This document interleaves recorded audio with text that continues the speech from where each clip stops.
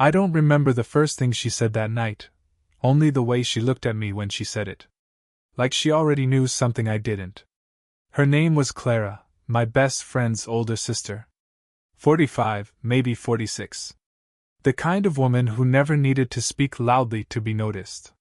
She carried silence like perfume, and everyone turned toward it without realizing why. It started at a small gathering in her apartment: soft music, amber lights, too much wine. I hadn't seen her in years. She'd been out of town, living a life that sounded too put together to be real. But when she opened the door that night, barefoot, wearing a pale linen shirt that fell loose over her collarbone, the air seemed to thicken. "Look at you," she said, her smile slow and a little surprised. "You grew up." I should have said something clever. Instead, I laughed, the kind of laugh that tries too hard to sound casual and fails. She tilted her head, amused. That small gesture, the way her hair slipped forward, brushing her jaw, felt like a quiet kind of danger. Inside, the room smelled faintly of citrus and old records. She moved around the kitchen, pouring drinks, her sleeve brushing the counter, her hands steady but deliberate. I found myself watching her fingers, long, calm, sure of themselves. She noticed. "You still don't talk much, do you?"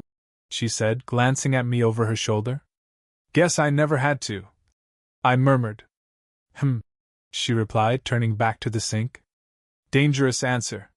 Something passed between us then, too light to be called a moment, but too real to ignore. Every time she looked at me, it felt like she was remembering something she hadn't meant to. And I caught myself trying to make her remember it again. The others left early. My friend had a flight in the morning, and by midnight it was just the two of us.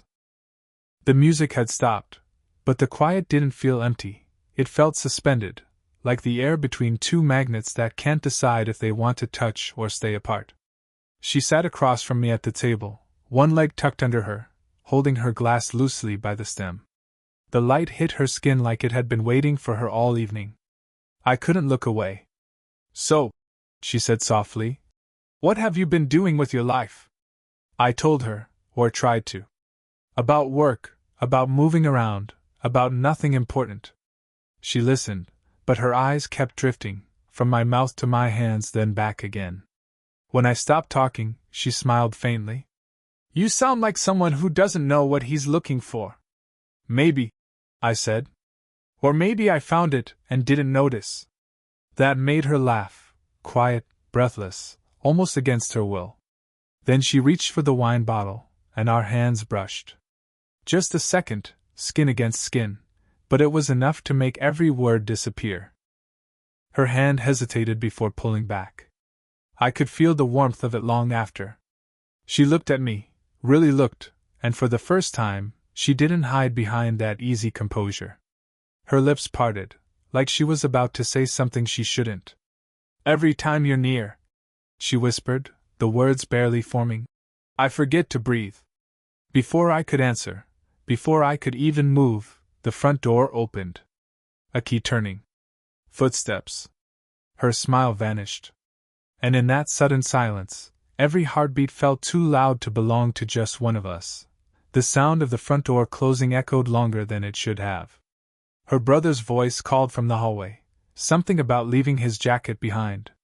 Clara exhaled, slow and careful, the kind of breath that tries to erase whatever almost happened. By the time he left again, the moment had folded itself neatly away, like it was never there. But I could still feel it, the pulse of it, hiding under the quiet.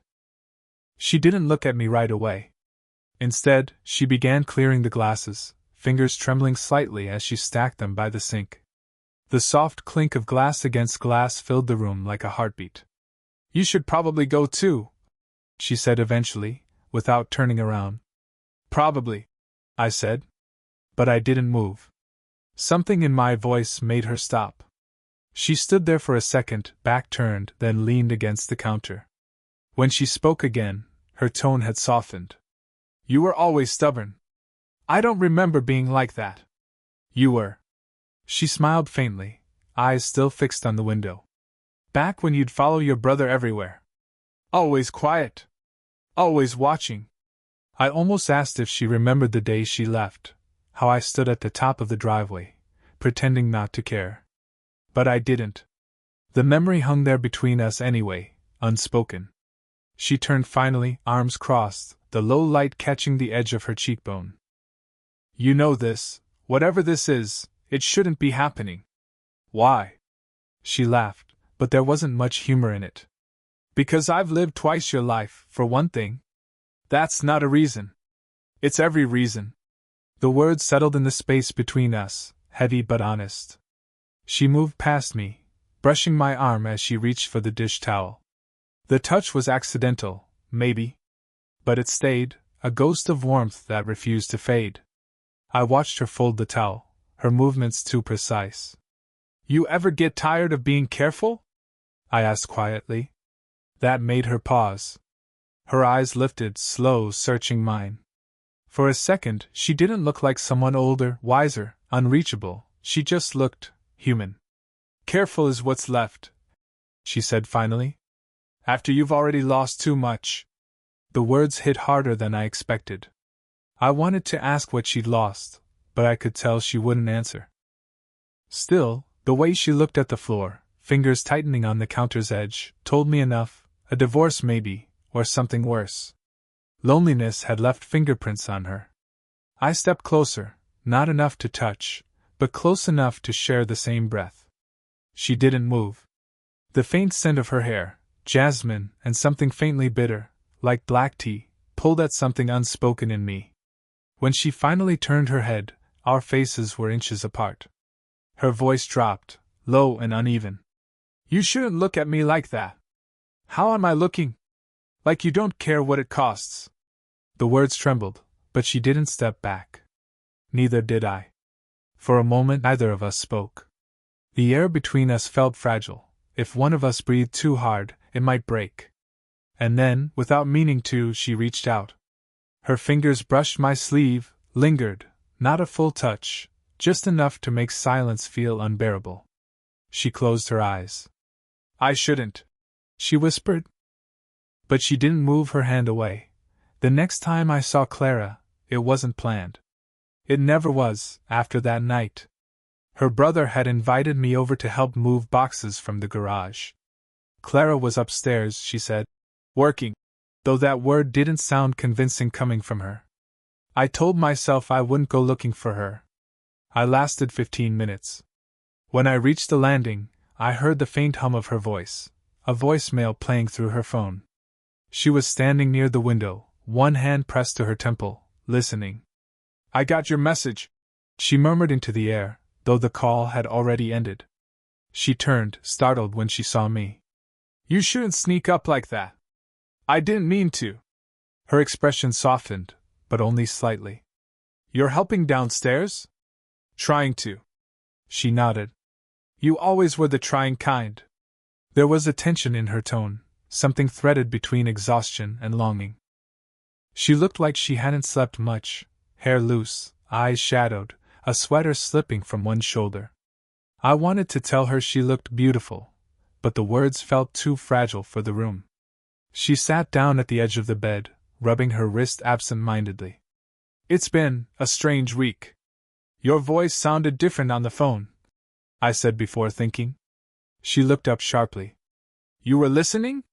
No. Just, I heard a little when I came up. Her gaze held mine, not angry, just unguarded. You always hear more than people want you to. Silence followed, close and steady. The air between us had that same slow pull as before. I moved closer, drawn without reason. Clara, I said, her name catching somewhere between apology and need. She looked down at my hand, the one I hadn't realized had moved toward hers. Don't, she whispered, but didn't move away. Her fingers brushed mine, feather-light. The world felt impossibly small, just the two of us, the faint ticking of a clock, her breath catching. Then her phone buzzed on the bed. A message. The sound broke whatever fragile spell we'd fallen into. She snatched the phone quickly, screen lighting her face, a man's name. She locked it again, jaw tightening. You should go, she said quietly. Who was that? No one. she replied too quickly. Then softer. Just someone I used to be careful for. The ache in her voice said more than the words did. Guilt flickered across her expression, followed by something else, fear maybe, or recognition. Clara, I began, but the way she looked at me stopped the sentence halfway. You think this is simple, she said, her voice trembling. It's not. I'm not. I don't want simple. Her eyes met mine, and for a heartbeat she didn't breathe. She stood too close now, every inch between us charged and impossible. If anyone saw us like this, she whispered, her lips barely moving, they'd think, I don't care what they'd think. That made her laugh softly, a single broken sound. She reached up, almost touched my face, but stopped, fingers suspended in the air. The space between us felt electric, painful, alive. We stayed like that, so close the warmth of her breath brushed my mouth, so far that one movement would mean crossing everything she was still trying to protect. The front door opened downstairs, her brother calling my name. Clara's hand fell back to her side. But as she stepped past me, she didn't move away entirely. Her shoulder brushed mine, deliberate this time, and when she whispered, "Don't look at me right now," it sounded less like a warning and more like a confession. The storm started just after dark. Rain against the windows, the kind that sounded like memory, soft, insistent, impossible to ignore. Her brother had gone out for the night. The house felt too still, too aware of itself. I'd come by to drop off some papers he'd asked for, and she'd opened the door before I could even knock twice. "Come in," she said, her voice quieter than the rain. She looked different, sweater sleeves pushed up, hair loose, barefoot again. There was a flicker of something in her eyes I hadn't seen before, exhaustion or surrender, maybe both. We sat on opposite sides of the couch. The lamp threw a small circle of light between us, like a boundary either of us trusted. "You keep showing up," she said softly. "You keep answering the door." That made her smile, small and unsteady. "You shouldn't say things like that." "Why not?" "Because they sound like the truth." The silence that followed felt heavier than the rain. She turned toward me then, legs folded under her, eyes darker in the low light. "You really don't understand what this looks like, do you?" "Maybe I do," I said. "Maybe that's the problem." Her breath hitched, barely audible. "You think this is easy for me?" "No," I said. "I think it's the hardest thing either of us has tried not to want." She closed her eyes. Her hand pressed against her mouth, as if to stop words from escaping. When she looked at me again, something had cracked open behind her composure. "I've spent years keeping everything in its place," she said quietly. "Work, people, expectations. And then you walk in, and suddenly I can't." She stopped, shaking her head. "I can't stop thinking about you." The words hung between us, trembling. I didn't move at first, afraid that if I did, she'd take them back. "Say something," she whispered. I leaned closer, my voice barely a breath. "I don't want you to stop." Her hand slipped from her face, fingers brushing my jaw, tentative at first, like testing if the moment was real. The touch burned, gentle and certain all at once. "You're too young to understand what this costs," she murmured, but her thumb traced the edge of my cheekbone anyway. "And you're too honest to lie about wanting me," I said. That made her laugh, a single, broken sound that ended too soon. She looked at me then, really looked, as if memorizing the parts she shouldn't. The rain grew louder. The lamp flickered. Every second seemed to lean forward, waiting. I reached up, brushed a strand of hair from her face. She didn't pull away, just breathed in, shallow and uneven. "Clara," I said, her name catching somewhere between reverence and need. She leaned in, so close the warmth of her breath found my lips. The air tasted like wine and thunder. For a heartbeat, we stopped pretending. The distance between us vanished, one breath away from something irreversible. And then, the sound of a car door outside. Headlights sweeping across the window. She froze. Our foreheads still touching, her whisper trembling between us. "Don't move." The headlights faded, and silence fell hard between us. She pulled away first, standing too quickly, steadying herself against the table as if the floor had shifted. "It's just his car," she whispered, half to herself. "He forgot his keys." Her voice was steady, but her hands weren't. I saw them tremble as she smoothed her hair, straightened her shirt, tried to make everything look untouched. The door opened downstairs. Her brother's voice floated up. "Clara? You still awake?" She motioned for me to stay quiet. We waited, both barely breathing, until his footsteps retreated toward the kitchen.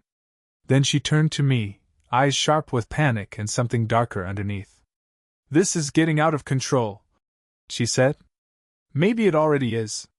She pressed her lips together, eyes flickering toward the window, like she wanted to open it and climb out of her own life.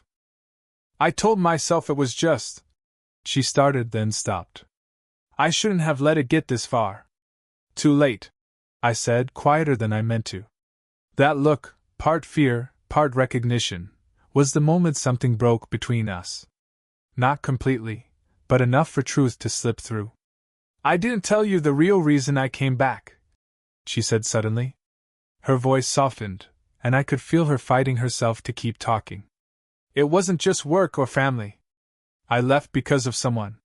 Someone who didn't want me anymore." "An ex?" She nodded faintly. "A mistake that lasted years." She laughed under her breath, bitter. "I promised myself I'd never feel small again. And now—" She looked at me then, her eyes glassy, her voice trembling. "Now I can't even be in the same room with you without forgetting what I'm trying to protect." I stepped closer, but she backed up, only to find the wall behind her. The rain outside blurred against the window, the sound of it closing in. "Clara," I said, my voice low, "you don't have to protect me." Her jaw tightened. "That's not who I'm protecting." For a second, I didn't understand. Then her phone lit up on the table, a message from her brother. "You okay? He's still there?" My stomach turned. "He knows I'm here?" "He heard us last time," she said, almost whispering. "The night you came up to the room. He didn't say anything, but he knows." The words hit like a pulse of cold air. Every moment we'd stolen now felt exposed, watched, fragile. "What does he think?" "I don't know," she said. "But if he's right, if there's anything to think at all, then I lose everything. Him. You. My own peace." Her hand came up then, almost reaching for me, but she stopped halfway. Her fingers hovered in the air, trembling, caught between wanting and warning. "You should go," she whispered. "Please." But when I turned toward the door, she caught my wrist. Not a pull, just contact. Skin against skin. The smallest act of defiance against everything she just said. We stood there, either moving. Her breath brushed my throat, shaky, uneven. "If you walk out now," she said, voice breaking, "you'll never come back the same. And neither will I." The truth between us wasn't quiet anymore. It hummed, raw, dangerous, inevitable. I didn't move. Neither did she. It was late, too late for another visit, too late for pretending we still had control. But I went anyway. The rain had stopped. The street was washed clean, moonlight slipping through the clouds in soft pieces. Her house glowed faintly at the end of the block. One light still on, the living room. When she opened the door, she didn't look surprised. "You shouldn't be here," she said, voice low, tired. "I know." She didn't ask why I came. She didn't have to. The silence between us said everything, the days of distance, the messages unsent, the way every thought seemed to orbit her no matter how far I tried to move. "Your brother knows," I said quietly. "He asked me if there was something between us." She looked away, her throat tightening. "What did you tell him?" "The truth." Her eyes lifted to mine, sharp and wide. "And what's the truth?" "That I can't stop thinking about you." Her breath caught, and the space between us shifted, the kind of silence that fills every corner until it hums. She stepped back, just slightly, but I followed, until the air itself felt heavy, slow. You don't understand what this would cost, she whispered. If I let it happen. Then don't let it, I said, moving closer. But tell me you don't want to. She tried. I could see her trying, the way her lips parted then closed, how her fingers gripped the edge of the table like it might keep her steady. I can't say it, she breathed. Then don't. For a moment, everything stopped. The clock. The air. Even the ache of guilt waiting somewhere behind her eyes. I reached up slowly, giving her time to turn away. She didn't. My fingers brushed a strand of hair from her face. She exhaled, shallow, uneven, the sound almost breaking her. Her eyes fluttered shut, but she didn't step back. You make me feel like I'm 20 again, she whispered. And I don't know if that's beautiful or cruel. Maybe it's both. She laughed softly, tears caught in her voice. You'll hate me for this someday. Not tonight. Her hand came up, resting against my chest. Through the thin fabric, her touch burned, hesitant at first, then certain. She leaned closer, her forehead resting against mine. Clara, I said, barely a word.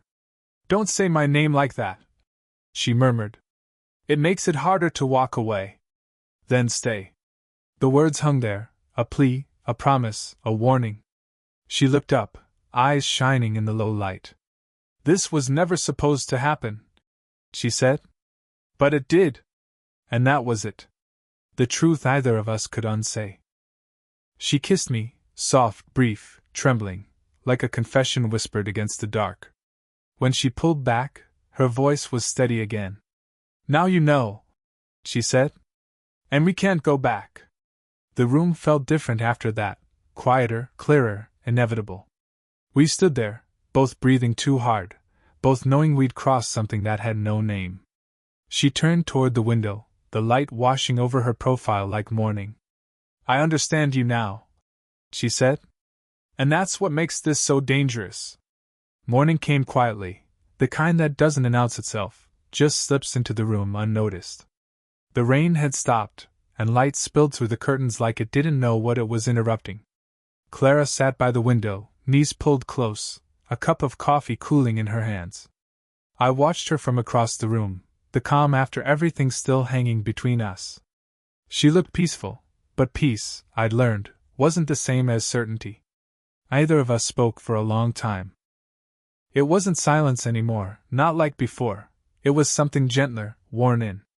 Finally she said, You didn't have to stay. I know, I said. But I wanted to. She turned slightly, the corner of her mouth lifting. You don't make things easy. I thought that's what you liked about me.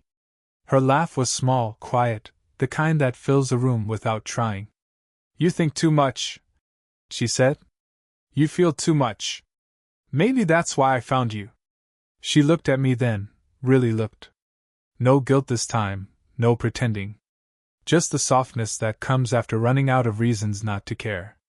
I was afraid, she admitted. Not of you, of what people would see when they looked at us. What they'd assume. What I'd lose if I let them be right. I nodded. And now? Her eyes fell to the mug in her hands. Now I think, maybe it's not about losing anymore. I crossed the room slowly, until I was standing beside her. The morning light caught in her hair, glinting gold. I brushed a loose strand back behind her ear. She didn't move away. I don't care what it looks like, I said softly. You should, she murmured, but her hand came up to cover mine anyway. I've spent too long caring about everything else, I said. This feels real. That's enough for me. Her fingers tightened around mine, small, deliberate, certain. For once, she didn't hide the way her body leaned into mine, her head resting lightly against my shoulder. The world outside could have been watching, and neither of us would have noticed. I don't know what happens next, she said. Then we'll find out, I said. Together. She smiled into my shirt, the kind of smile you can feel rather than see.